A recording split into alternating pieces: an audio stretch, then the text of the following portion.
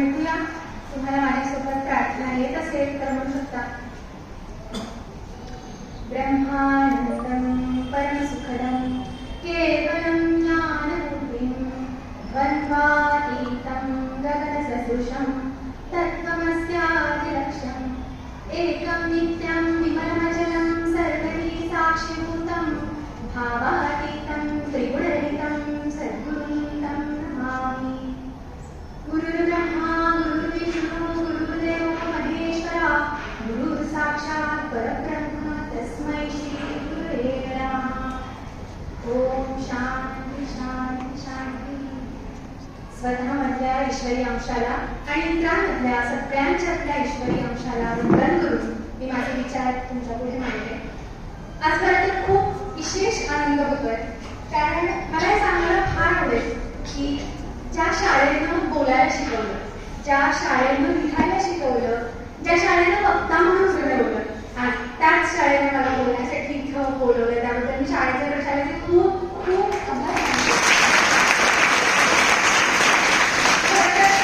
एवढा सगळा परिचय सांगण्यापेक्षा मला एकच परिचय खूप आवडतो की कन्या शाळेची विद्यार्थी मी आहे, बस हा एक परिचय खूप पुरेसा असतो. तर आज आपल्याला सगळ्यांनाच माहिती आहे की महाकवी कालिदास दिनानिमित्त आपण सगळेजण इकडे जमलेलो आहोत. आषाढस्य प्रथम दिवसे हा कालिदास दिन आपण साजरा करतो. संस्कृत साहित्यात कालिदास हा भारतीय संस्कृतीचा प्रातिनिधिक कवी मानला जातो.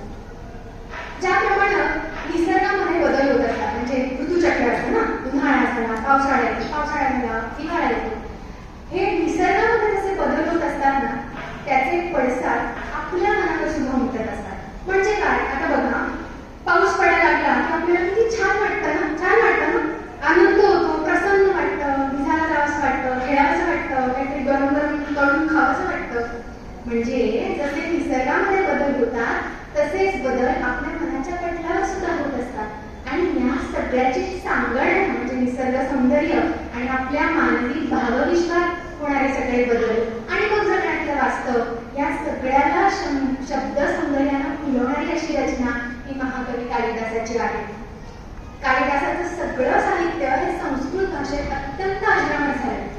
पण कालिदास म्हणजे नक्की कोण होता, तर त्याची एक छोटीशी गोष्ट सांग आवडेल ना ऐकायला गोष्ट. तर हा कालिदास कोण होता याची एक गोष्ट आहे. असं सांगितलं जातं की काली हा सुरुवातीला अत्यंत निरक्षर होता. त्याला कुठल्याही शास्त्राचं ज्ञान नव्हतं. तो अत्यंत मंदबुद्धी मूढ असा होता. आणि विद्योवत्ता नावाची एक महिला विदुषी होती. विदुषी म्हणजे काय, जिला सगळ्या शास्त्राचं ज्ञान आहे अशी अत्यंत पांडित्य असलेली अशी विद्योवत्ता नावाची एक विदुषी होती. तिनं असा प्रण केला होता, जर मी कोणाशी विवाह करेल तर तो महापंडित असायला पाहिजे, तो महाकवी असायला पाहिजे, तरच मी विवाह करणार. अनेक नगरीमधले विद्वान तिच्या पुढे विवाहासाठी जातात, पण ती सगळ्यांचा अपमान करते आणि सगळ्यांना नाकारते. मग असं झाल्यामुळे होतं काय, तर सगळ्या विद्वानांचा फार अपमान होतो. त्यांना असं वाटतं आपण एवढे विद्याविभूषित आहोत तरी सुद्धा विद्यावत्ता मात्र आपल्याला नाकारते. मग आता तिचा सूड उपायचा म्हणून ते काय करतात, तर असं ठरवतात, आता आपण असं करायचं, तिचा विवाह अत्यंत मूढ अशा व्यक्तीशी लावून द्यायचा. आणि हे सगळे विद्वान एकत्र येतात आणि काय करतात, तर काली तुम्ही आता सांगितलं तो अत्यंत निरक्षर होता, तर काहीतरी करून तो त्यांचा शास्त्रार्थ विवाह संपन्न करतात. सुरुवातीला एकदम त्याच्या काही लक्षात येत नाही की हा जो कोणी आहे त्याच्याकडे काही ज्ञान नाही आहे, कारण तो अत्यंत मौन व्रत पाळायचा. तिला असं वाटायचं की हा गूढ उत्तर देतोय की काय, याच्याकडे खूप विद्या आहे. पण कालांतराने लगेचच तिच्या असं लक्षात येतं की आपला ज्याच्याशी विवाह झालाय तो कोणी महापांडित्य नाहीये, महापंडित नाही, महाकवी नाहीये, तो निरक्षर आहे, मंदबुद्धी आहे. आणि तिला त्याचा फार राग येतो. आणि ती त्याला सांगते की आता तू परत जा, इथे माझ्यासोबत राहू नकोस, आणि जोपर्यंत तू सगळ्या विद्येचं ग्रहण करत नाही, सगळ्या शास्त्राचं तुला ज्ञान होत नाही, तोपर्यंत तू माझ्याकडे येऊ नकोस. असं झाल्यानंतर तो काली तिच्या घरातून बाहेर पडतो, तो उज्जैनला जातो, मां कालीची भरपूर तपस्या करतो आणि त्यानंतर तो सगळ्या विद्येचं ग्रहण करतो, शास्त्राचं ग्रहण करतो आणि तोच महाकवी कालिदास बनतो, ज्यानं संस्कृत भाषेमध्ये महानाट्य लिहिली, महाकाव्य लिहिली, खंडकाव्य लिहिली पडतोय. आता हा जो कालिदास होता तो नेमका कुठल्या काळात होऊन गेला? तर बऱ्याचदा असं असतं की हे जे नाटककार असतात ना ते त्या स्वतःच्या नाटकामध्ये सगळ्याच्या शेवटी वगैरे स्वतःचं नाव, स्वतःच्या मातापित्यांचं नाव किंवा आपण कुठून आलो, आपलं वास्तव्य कुठं होतं याचं वर्णन करतात. पण कालिदासाच्या बाबतीत जर असं बघायला गेलं तर त्याचा ठराविक असा कुठलाही काळ आपल्याला सापडत नाही. म्हणून असं म्हटलं जातं की त्याचा काळ हा गुप्त काळ होता. पण त्याने लिहिलेली जी महाकाव्य आहे त्याच्यामध्ये काही ठिकाणी काही शतकांचं जे वर्णन आहे त्याच्यावरून आपण साधारणपणे कालिदासाचा काळ हा समजू शकतो. त्याचं वास्तव्य कुठं होतं ते जर बघायला गेलं तर ते सुद्धा त्याच्या महाकाव्यात त्याने जे काही वर्णन केलेलं आहे, काही प्रदेशांचं वर्णन केलं आहे त्याच्यावरून आपण त्याचं वास्तव्य समजू शकतो. म्हणजे त्याने मध्य प्रदेशाचं वर्णन केलंय त्यामुळे आपण म्हणू शकतो की कालिदास हा मध्य प्रदेशातला होता. त्यानंतर बंगाल, उडीसा, काश्मीर अशा सगळ्या प्रदेशांचं आणि तिथल्या सगळ्या निसर्ग सौंदर्याचं वर्णन कालिदासाने केलेलं आहे. जसं मी आता म्हटलं की कालिदासाने संस्कृत भाषेमध्ये भरपूर लेखन करून ठेवलं. तर ते कोणतं लेखन केलं आपल्याला माहित असेल. आता बुद्धिपत्रकामध्ये तर खूप सुंदर वर्णन लिहिलेलं आहे त्यांनी की जी खंडकाव्य लिहिली ती 2 मुख्य खंडकाव्य कालिदासाने लिहिली. त्यापैकी एक ऋतुसंहार आणि दुसरं मेघदूत. मेघदूत मला वाटतं सगळ्यांना मेघदूत म्हटलं की कालिदास हे आपल्याला माहित असतं. त्यानंतर 2 महाकाव्य लिहिली, कुमारसंभव आणि रघुवंश ही 2 महाकाव्य लिहिली आणि 3 अजरामर झालेली संस्कृत भाषेतली नाटकं आहेत. त्यानंतर पहिलं आहे मालविकाग्निमित्र, त्यानंतर विक्रमोर्वशीय आणि तिसरं आहे जे बहुतेक आपल्या सगळ्यांना माहीत असतं अभिज्ञान शाकुंतल. तर अशी 3 नाटकं या महाकवी कालिदासाने लिहिली. त्यापैकी जे मेघदूत हे खंडकाव्य लिहिलं गेलं तर त्याच्याबद्दल वाचायला गेलं तर ते इसवी सन 4 ते 6वं शतक या दरम्यान लिहिलेलं असतं. आता या मेघदूताची ना पण एक गोष्ट आहे. ती गोष्ट खूप सुंदर आहे. अशी त्याच्यामध्ये सारांश असं सांगितला जातो की यक्षाला कुबेराने म्हणजे यक्षपती कुबेरानं एक काम सांगितलेलं असतं आणि त्या कामामध्ये हलगर्जीपणा केल्यामुळं तो त्याचं काम व्यवस्थित करत नाही. कोण? यक्ष त्याचं काम व्यवस्थित करत नाही म्हणून कुबेर त्याला हद्दपारीची एक शिक्षा दिला. हद्दपार म्हणजे काय की आता तू तुझ्या घराकडे परत यायचं नाहीस. आता असं सांगितल्यानंतर तो जो यक्ष असतो त्याला त्याच्या घराची, त्याच्या पत्नीची अत्यंत आठवण येत असते. तो फार व्याकुळ होत असतो आणि या अतिशय उत्कट भावनेतून तो काय करतो तर चक्क मेघाला, मेघ म्हणजे काय? ढग. तर चक्क मेघाला दूत बनवतो. दूत म्हणजे काय? एका ठिकाणाहून दुसरीकडे जो संदेश पोहोचवण्याचं काम करतो असा त्या मेघाला तो दूत बनवतो आणि आपल्या पत्नीकडे संदेश पाठवतो. आता हा जो यक्ष असतो तो रामगिरीमध्ये असतो आणि त्याची जी पत्नी असते किंवा त्याचं जे घर असतं ते हिमालयातल्या अलका नगरीमध्ये असतं. आता जर या मेघाला संदेश घेऊन पाठवायचे तर त्याला मार्ग पण सांगितलं पाहिजे, कसं जायचं सांगितलं पाहिजे. तर कालिदासाने काय केलेलं आहे, यक्षाच्या तोंडातून या रामगिरीपासून ते हिमालयाच्या अलका नगरीपर्यंत संपूर्ण मार्गाचं अतिशय सुंदर असं वर्णन या मेघदूतामध्ये आपल्याला सापडतं. या मेघदूताची अनेक अभिनेते, नर्तक, नाटककार अभ्यास करतात. त्याचे शेकडो भाषांमध्ये आपल्याला भाषांतर झालेली सापडतात, अनुवाद अनेक त्याच्यामध्ये झालेले सापडतात. हे झालं मेघदूत. त्यानंतर जे ऋतुसंहार हे काव्य आहे त्याच्यामध्ये तर पूर्ण निसर्गाचा म्हणजे कालिदासाची सगळीच महाकाव्य बघितली तर त्याच्यामध्ये निसर्गाला खूप प्राधान्य आहे. ऋतुसंहार तर असं म्हटलं जातं की हा निसर्गाचा जणू काही जीवनपटच त्यांनी मांडलेला आहे. त्यानंतर कुमारसंभवामध्ये काय केलं तर शिव आणि पार्वती यांच्या अतूट नात्याबद्दल सांगितलेलं आहे. रघुवंश या महाकाव्यामध्ये सांगितलं गेलं की कलिंग साम्राज्याचं संपूर्ण वर्णन आपल्याला आढळतं. एकंदरीत जर आपण कालिदासाची काव्य बघितली ना तर त्यामध्ये शृंगार रसाला प्राधान्य सापडतं. नवरस जे असतात ना त्यापैकी जो शृंगार रस आहे त्या शृंगार रसाला अतिशय प्राधान्य सापडतं. पण फक्त शृंगार रसात्मकच लिखाण आहे का तर तसं नाही. तर तो सद्गुणी होता, तो विनोदी होता, विनय संपन्न होता, त्याच्यामध्ये वात्सल्य होतं. अभिज्ञान शाकुंतल हे जे नाटक आहे ते असं म्हटलं जातं की सर्वस्पर्शी प्रतिभा असलेलं असं नाटक आहे. आपल्या मनातल्या सगळ्या भावभावनांना स्पर्श करणारं असं हे नाटक आहे. आता याची पण एक छान गोष्ट आहे, सांगू गोष्ट? आता ऐका, गोष्ट खूप सुंदर आहे.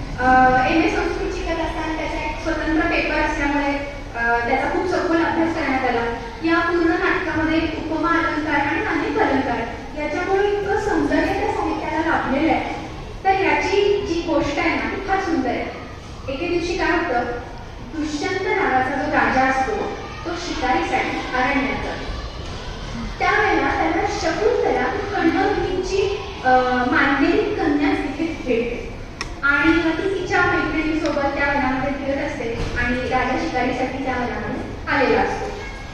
शकुंतलेच्या सौंदर्याबद्दल इतकं वर्णन आढळतं की बघता क्षणी दुष्यंत तिच्या प्रेमात पडतो.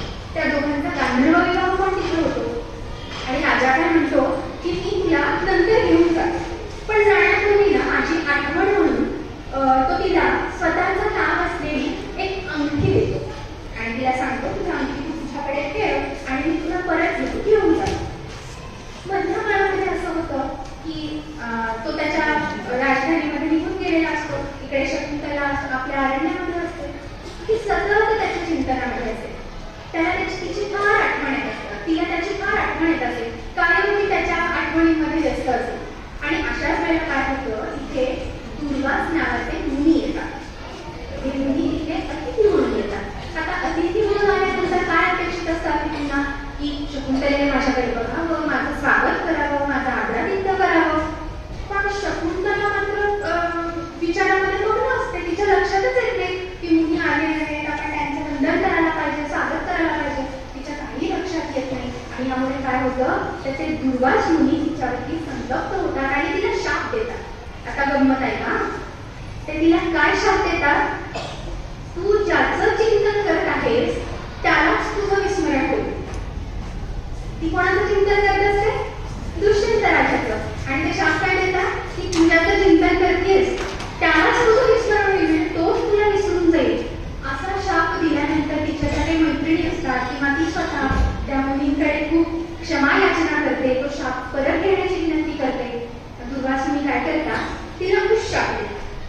आता उशाप म्हणजे काय, की हा शापाचा अंत कसा होईल याचा एक छोटासा उपाय सांगतात. ते काय म्हणतात की जर तू एखादा अलंकार, खुणेचा अलंकार, खुणेचा दागिना जर तू राजाला दाखवला तर मात्र राजाला ही सगळी केलेली स्तुती परत. आता पुढे काही काळ बघतो, मधल्या काळामध्ये असं होतं की शकुंतलेला वाटत असतं की राजा परत येईल, मला घेऊन जाईल. राजा तर काही येतच नाही. का बरं, इकडे काय होतं, तो शाप मिळाला ना, तो तर विसरून गेला शकुंतलेला. पण शकुंतलेला याची जाणीव राहत नाही आणि शकुंतला एक दिवशी चिडून त्याच्या दरबारी जाते, त्याच्यासमोर उभी राहते आणि उभं राहिल्यानंतर राजा तिला ओळखतच नाही. राजाला काहीच आठवत नाही की कोण आहे. यामुळे होतं असं की शकुंतलेचा फार अपमान होतो. तिला अन्याय झाल्यासारखं वाटतं की एवढा माझ्यासोबत गांधर्व विवाह केला, सगळं झालं आणि माझ्याला विसरून कसा काय शकतो. मग त्या क्षणी तिला आठवतं की आपल्याला एक दागिना मुलींनी दिलेला आहे आणि तो जर दाखवला तर राजाला मी आठवण आहे, हे तिच्या लक्षात येतं.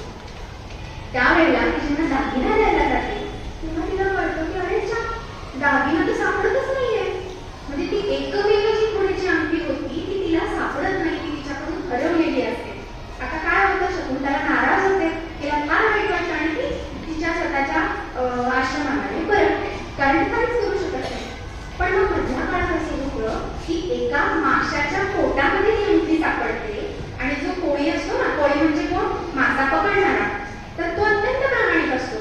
त्या माशाच्या पोटामध्ये सापडलेली अंगठी तो कोळी राजदरबारात घेऊन जातो आणि ज्या वेळेला राजा ती अंगठी बघतो तेव्हा त्याला त्याची गेलेली सगळी स्मृती आठवते आणि मग शेवटच्या सर्गांमध्ये दाखवलंय की त्या दोघांचा कसा मिलाप झाला आणि हे सगळं कसं सत्य होऊ शकतं.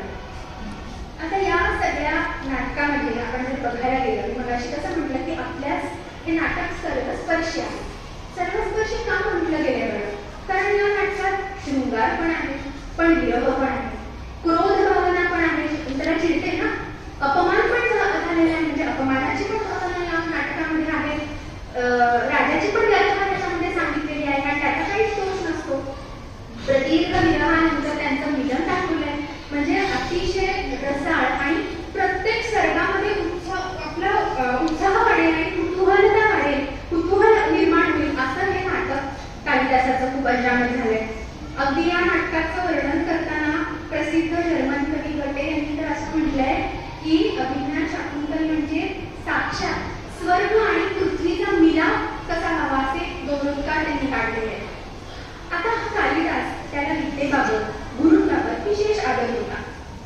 त्याच्यामध्ये संस्कृत वाङ्मयाचे वेगवेगळे थोर नाटककार मानले जातात. जे कवी जयदेव आहेत त्यांनी त्याला कवी कुलगुरू अशी पदवी प्रदान केली. बालकवींनी सुद्धा त्याच्या काव्याचं वर्णन करताना असं म्हटलंय की मधुर रसानं उठवलेली जणू काही मंजिरीच आहे अशी ही काव्य आहेत. आणि फक्त नाटक नाही तर इतिहास, पुराण, त्यानंतर अद्वैत वेदास, ज्योतिषशास्त्रात, त्यानंतर गणित असेल, व्याकरण असेल, संगीत, अर्थशास्त्र, चित्रकला, कलांचा अभ्यासक अशा या कालिदासाला पहिल्या शतकातील राजा विक्रमादित्य याच्या पदरी असलेल्या नवरत्नांपैकी एक मानलं जातं. त्यामुळे अद्वितीय असं श्रेष्ठत्व, अष्टपैलू व्यक्तिमत्व असलेल्या कालिदासाचं आज आपण कालिदास दिनानिमित्त स्मरण करतो. आषाढाच्या पहिल्या दिवशी निसर्गामध्ये आसमंतामध्ये पूर्ण नवनिर्मितीची प्रक्रिया सुरू झालेली असते. म्हणजे काळजी फुटते ना, अंकुर फुटतात, सगळीकडे बहर येतो. त्यामुळे आपल्याला साहजिकच आषाढाच्या प्रथम दिवसे या कालिदासाच्या ओवी आठवतात. आणि अशा प्रकारच्या संस्कृत भाषेतल्या अजरामर अशी काव्य, नाटक याची रचना करणाऱ्या महाकवीचा आज शाळेमध्ये आपण दिवस साजरा करतो, याबद्दल खूप विशेष आनंद होतो. पण आता तुम्हाला असा प्रश्न पडला असेल, हे सगळं तर ठीक आहे, पण आम्ही संस्कृत कशाला वाचायचं? पडतो ना प्रश्न. आठवीला जेव्हा सुरुवातीला संस्कृत अभ्यासाला असतं तेव्हा असं वाटतं की का पाठांतर करायचं, काही सांगता देव वर्णमाला काय काय सगळं पाठ करायचं आणि फार कंटाळा येतो. प्रश्न पडतो की आता पुढं काय करू आम्ही, हे सगळं का पाठ करायचं? तर मला वैयक्तिकरित्या आलेल्या अनुभवावरून सांगते, ज्या वेळेला म्हणजे आपलं एकतर सगळं अनुभव म्हणजे वेद, उपवेद असतील, सगळी महाकाव्य असतील, नाटकं असतील, ही सगळी संस्कृत भाषेत लिहिली गेली आहेत. आणि ज्या वेळेला आपण लेखकाच्या ओरिजिनल भाषेमध्ये जेव्हा ते वाचतो त्यावेळेला ती एनर्जी आपल्यापर्यंत पोहोचते, ती ऊर्जा आपल्यापर्यंत पोहोचते. अनुमान काय काम करतं तर आपल्याला ते सगळा सारांश समजवण्याचं काम करतं. पण जेव्हा आपल्याला भाषा अवगत होते आणि त्या ओरिजिनल भाषेमध्ये जेव्हा आपण साहित्य वाचतो तेव्हा त्यावेळेला त्या लेखकाच्या भावना आपल्यापर्यंत पोहोचायला मदत होतात. कारण कुठलाही लेखक जेव्हा लिहित असतो स्वतःच्या भाषेमध्ये तेव्हा तो त्याचं काहीतरी कागदावरती उमटवत असतो आणि आपण ते तसंच्या तसं जेव्हा ग्रहण करतो ना तेव्हा ती ऊर्जा आपल्याला जाणते, ते व्हायब्रेशन्स आपल्यापर्यंत पोहोचतात. म्हणून संस्कृतचा अभ्यास करायचा. आता मुळात संस्कृत ही एकतर आपली भाषा आहे, ती भारतीय संस्कृती आहे. आणि हल्ली काय होतं की इतर देशांमधून आपल्या देशामध्ये येतात, संस्कृतचा अभ्यास करतात, आपल्या शास्त्राचं पठण करतात आणि आपलं साहित्य त्यांच्या भाषेमध्ये भाषांतर करतात. आता हे सगळं बघितल्यावर असं वाटतं की आता आपलं वाङ्मय आहे ना, मग आपण कुठेतरी कमी पडतोय का याचा अभ्यास करायला. त्यामुळे शाळेमध्ये जो अभ्यासक्रम असतो, संधी विग्रह असतील, समास असतील, व्याकरण असेल, जे बेसिक व्याकरण तुम्हाला अभ्यासाला असतो, आत्ता जे आहे त्याचा सखोल अभ्यास करणं गरजेचं आहे. मला जर स्वतःबद्दल सांगायचं झालं तर 8वी पासून संस्कृत होतं. त्या अगोदर संस्कृत म्हणजे काय, संस्कृतची फारशी ओळख तशी नव्हती. आणि मला अजूनही आठवतं की इयत्ता 6वीत असताना भगवद्गीता पाठांतराची स्पर्धा होती आणि मला त्या स्पर्धेत अजिबात भाग घ्यायचा नव्हता. कारण मला असं पाठांतर करून किंवा पाठांतर करणं हा माझा पिंड फारसा नव्हता. मला असं वाटायचं की आपण छान समजून घेऊ आणि मग समजून सांगू. पण संस्कृत श्लोक काही समजून घेण्याची गोष्ट नाही, तुम्हाला अस्खलित उच्चार करणं गरजेचं आहे, पाठांतर करणं गरजेचं आहे. पण मला आठवतं की सामोपैकी माझं नाव जबरदस्ती त्या स्पर्धेमध्ये दिलेलं होतं. आणि मग मला असं वाटलं की आता भाग घ्यायचा आहे, स्पर्धा करायची म्हटल्यानंतर आपल्याला नीटच आलं पाहिजे ना, असं काहीतरी कुठे चालतं, काही बोललेलं चालत नाही ना, श्लोक आहे ना शेवटी. मग मी त्यावेळेला आठवतं की माझ्या आजोबांकडे भगवद्गीतेचा क्लास लावला. 12वा अध्याय पठणासाठी होता. मला अजूनही आठवतं जुन्या मुलं कार्यालयामध्ये ती स्पर्धा होती आणि माझ्या आजोबांकडे मी तो भगवद्गीतेचा व्यवस्थित 1 तास रोज आजोबांपुढे बसायचं आणि क्लास केल्यासारखं शिकायचं. तर ते पुजारी होते, त्यामुळे त्यांनी मला सगळे व्यवस्थित आघात शिकवले. आघातातून आपला प्राणायाम होतो असं सांगितलं. आणि माहित नाही कशी काय रोज शिकत त्या आयुर्वेदाची आणि संस्कृत लोकांची इतकी आवड लागली. पहिल्यांदा कसं आलं मला माहिती, पण त्याच्यानंतरचा फायदा असा झाला की आपली स्मरणशक्ती वाढलेली लक्षात आली, आपली एकाग्रता वाढलेली लक्षात आली, पाठांतरामध्ये काहीतरी खूप वेगळी ताकद आहे लक्षात आली. आणखी खूप सुंदर मला आठवण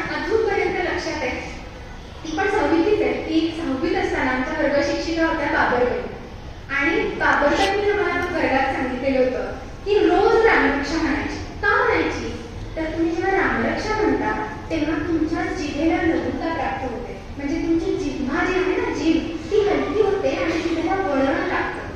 तुमचे उच्चार स्पष्ट व्हायला लागतात. आता रामरक्षा पहिल्यापासूनच घरी आई सांगायचीच ना, म्हणायला पाहिजे म्हणायला पाहिजे. पण कसं असतं ना, शाळेत बाईंनी सांगितलंय. मला आजही ते अस्खलित आठवते की बाईंनी मला काय सांगितलेलं होतं. त्यामुळं त्या दिवसापासून मला छान वाटतं हे सांगायला की आजपर्यंत ती बाबाबाईंची आठवण माझ्याकडे राहिली आहे की आजपर्यंत रामरक्षा म्हटल्याशिवाय मी झोपत नाही. एक काहीतरी राहिल्यासारखं वाटतं की आपल्याला रामरक्षा म्हणायची. आणखी एक सुंदर गोष्ट, मला मी संस्कृत घेतल्याचा माझ्या करिअरमध्ये काय फायदा झाला तर एकतर आयुर्वेद म्हणजे जे 4 मुख्य वेद आहेत, अथर्ववेद, यजुर्वेद, सामवेद, ऋग्वेद, त्यापैकी जो अथर्ववेद आहे त्याचा उपवेद आहे आयुर्वेद. आणि हे सगळे वेद, वेदांत, उपनिषद ही सगळी संस्कृत भाषेत आहे. म्हणजे मी असं म्हणू शकते की माझा करिअरचा गाभा हा पूर्णपणे संस्कृत भाषा आहे. आणि अजून सांगायची गोष्ट म्हणजे शाळेमध्ये शिक्षकांनी इतका सुंदर पाया संस्कृतचा बनवून घेतला की माझी ती हिंमत झाली की एमडीला सुद्धा आयुर्वेद संहिता आणि सिद्धांत विषय निवडावा. आयुर्वेद संहिता आणि सिद्धांत हा विषय जर बघायला गेला तर हा पूर्ण साहित्यिक विषय आहे. याच्यामध्ये आयुर्वेदाचे सगळे मूलभूत सगळे फंडामेंटल्स आपण म्हणतो ना, ते सगळे आयुर्वेदाचे या विषयामध्ये आहे. आणि त्यावेळेला जे आपल्याला संस्कृत खूप छान येत होतं किंवा तेव्हा जो काही पाया झाला त्याच्या भरोशावर मला आता मास्टर्स करताना खूप आनंद होतो. डॉक्टर म्हणून जर सांगायचं झालं म्हणजे हे सगळं झालं अभ्यास करताना. पण आता डॉक्टर म्हणून आपल्याला संस्कृतचा काय फायदा होतो तर आयुर्वेदामध्ये 2 प्रकारच्या चिकित्सा सांगितल्या जातात. चिकित्सा म्हणजे ट्रीटमेंट, आपण काय ट्रीटमेंट द्यायची. तर त्याच्यामध्ये 2 प्रकारच्या चिकित्सा अशा आहेत. एक असते द्रव्य चिकित्सा आणि दुसरी असते अद्रव्य चिकित्सा. द्रव्य चिकित्सा म्हणजे ज्या ट्रीटमेंटमध्ये औषधं दिली जातात, प्रत्यक्षात काहीतरी या गोळ्या, हे चूर्ण किंवा हा काढा अशी औषधं दिली जातात, ती असते द्रव्य चिकित्सा. आणि अद्रव्य चिकित्सा म्हणजे काय तर ज्याच्यामध्ये होम, हवन, बली अशा गोष्टी सांगितल्या जातात, मणिधारण सांगितलं जातं. त्यामधली एक मुख्य चिकित्सा आहे मंत्र चिकित्सा. यामध्ये काय सांगितलं जातं तर आजारानुसार, त्या व्याधीनुसार, त्या रोगानुसार त्या देवतांचं पूजन करायला सांगितलं जातं, त्या देवतांचे मंत्रपठण करायला सांगितलं जातं. मला एक पेशंटचं उदाहरण सांगायला फार छान वाटेल की माझ्या स्वतःचा अनुभव आहे हा. एक पेशंट माझ्याकडे आली आणि साधारणपणे तिची तक्रार अशी होती की गेल्या 6 महिन्यापासून मला सतत ताप येतो आणि 15 दिवसांनंतर तो आपोआप ताप जातो, पुन्हा काही दिवस गॅप पडते, पुन्हा मला ताप येतो, मग मला पुन्हा असं 2-3 दिवस तापासारखं वाटतं, परत तो ताप जातो आणि असं सायकल सुरू आहे तापाचं. काही कळत नाहीये की हा ताप का येतोय. सगळे उपचार करून झालेले, ॲलोपॅथीची ढिबर औषधं खाऊन झालेली होती, आयुर्वेदाची सुद्धा औषधं घेऊन झालेली होती, भरपूर महागड्या टेस्ट करून झालेल्या होत्या, सगळे रिपोर्ट्स नॉर्मल होते. जेव्हा ही पेशंट माझ्याकडे आली तेव्हा मी असा विचार केला की आता खरं तर चिकित्सेला काही माझ्याकडे ऑप्शनच राहिले नाही, सगळं तर करून झाले, आपण पुन्हा तेच देण्यात काही चालत नाही. त्यावेळेला मी तिला एकच गोष्ट सांगितली की रोज न चुकता विष्णू सहस्त्रनामाचं पठण करायचं. विष्णू सहस्त्रनामाचं पठण करायला सांगितल्यावर ती मला म्हणाली की मला काय मॅडम येत नाही, म्हणजे मी काय काही उपचार वगैरे करू शकत नाही. म्हणजे ठीक आहे, काही हरकत नाही, ऐकू शकतो ना आपण. तर रोज किमान 1 वेळा आणि जास्तीत जास्त 3 वेळा विष्णू सहस्त्रनाम तुम्ही ऐकायला सुरुवात करा. हळूहळू असं होत जाईल की तुम्हाला ते म्हणायला पण यायचं. मला सांगायला अतिशय आनंद होतोय की तिचा मला आठवड्याभरच खरं फोन आला की मॅडम मला ताप नाही आला. म्हटलं थांबा, आठवड्यात झाला, आपल्याला थोडंसं बघायला लागेल की काय होतंय. आता मला वाटतं तिचा नंतर मला 1.5-2.5 महिन्यांनी फोन आला साधारण. त्या 2.5 महिन्यामध्ये तिला अजिबात तापाची पुनरावृत्ती झालेली नव्हती, कुठलीही चिकित्सा घेतली नाही. मी असं म्हणत नाही की औषधं द्यायची नसतात, पण कधी कधी असं होतं की या मंत्रांमध्ये जी ताकद आहे, हे मंत्र उच्चारण आपण जेव्हा संस्कृतचं करतो त्यावेळेला ज्या ज्या आपल्या दंतमुले असतील, तालू असतील, जिथं जिथं आघात जिन्हेचा होतो तिथं तिथं मर्मस्थान असतात आणि ते आघात झाल्यामुळे व्याधी बरा व्हायला मदत होते. आता ह्या पेशंटला मी बरोबर फॉलोअप घेतला कारण की मला पण खूप उत्सुकता होती की आपण ट्रीटमेंट ऍक्सेस देत नाहीये, पण मी तिच्या फॉलोअप मध्ये राहिले. मला असं वाटतं की आता 2.5 वर्ष झालेली आहेत, तिला ताप पुन्हा आला नाही.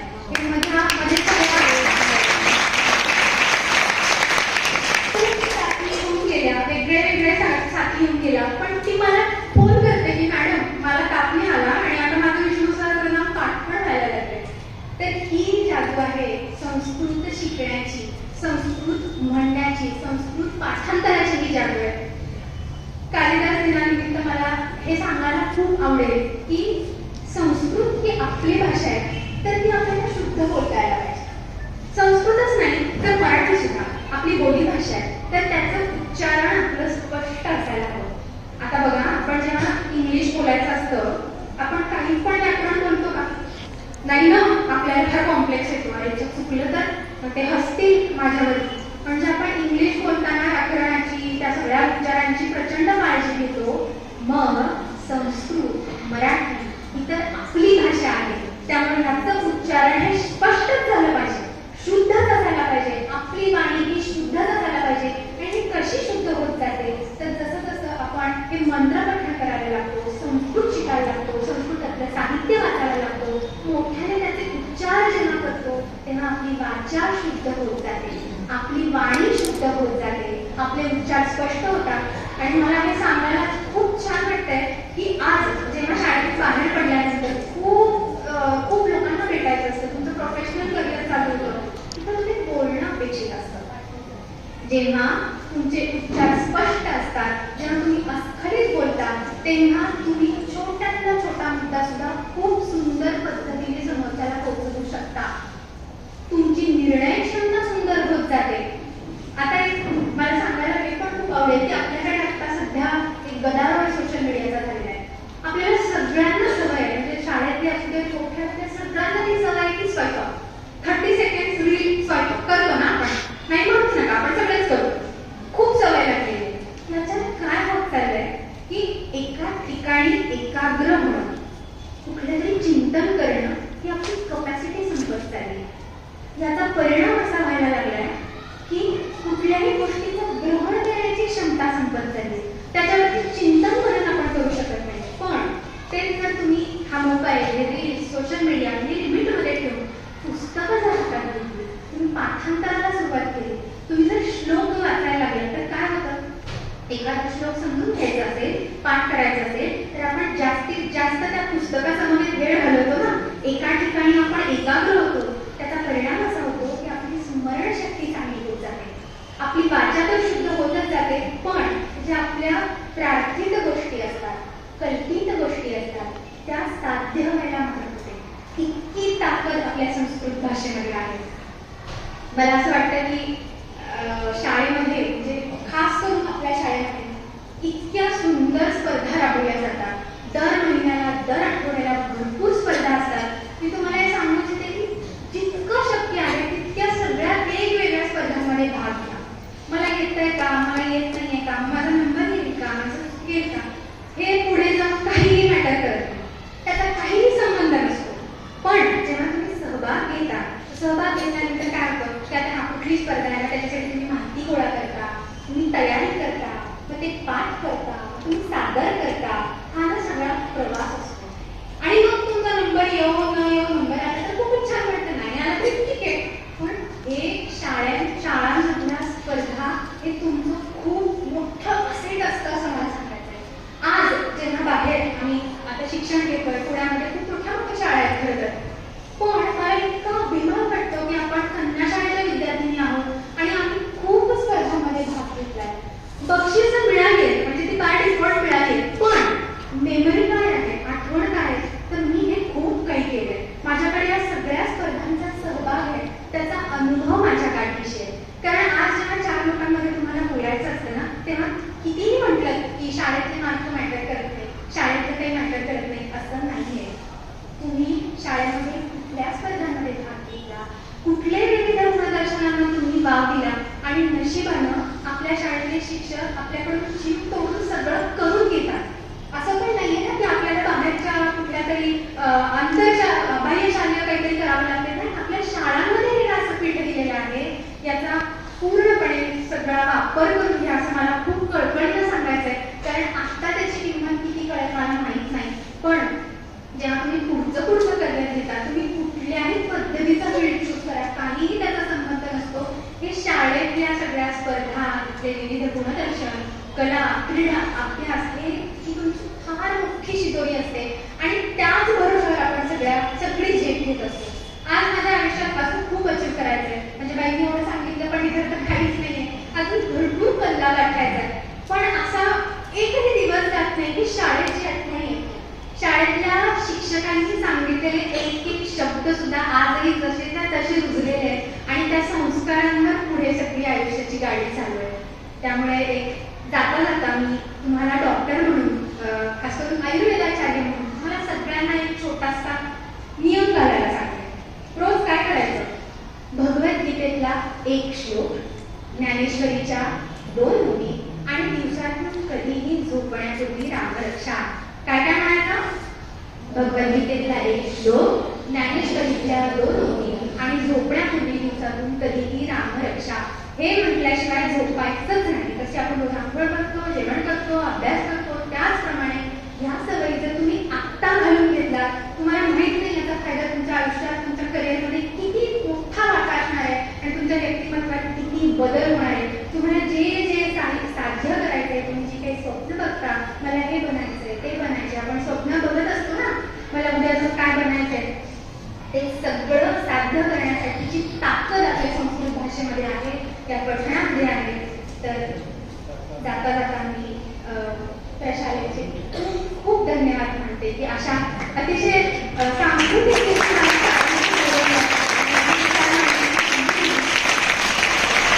सगळ्यांनी पण छान चित्ताने ऐकून घेतलं. मला अशा रीतीने कंटाळा नाही आला असेल तुम्हाला. तर सगळ्यांचे आभार मानते.